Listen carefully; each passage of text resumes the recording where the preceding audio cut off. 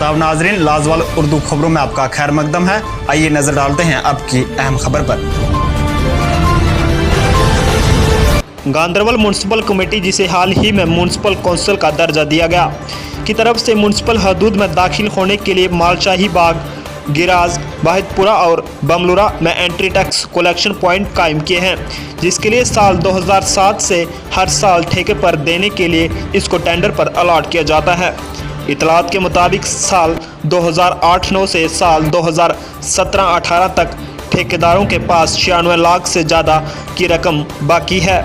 तफसीलात के मुताबिक साल 2008-9 में ठेकेदार के पास 9.5 लाख और साल 2014-15 में ठेकेदार के पास 53 लाख, साल 2015-16 में ठेकेदार के पास 27,81,000 और साल 2017-18 में ठेकेदार के पास 5,83,000 बकाया रहा है।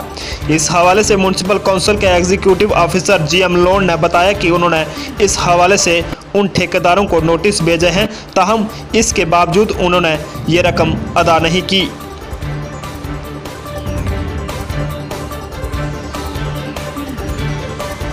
सरकार की रिकवरी के लिए बाज़ाब्ता एक सेट प्रोसीजर होता है।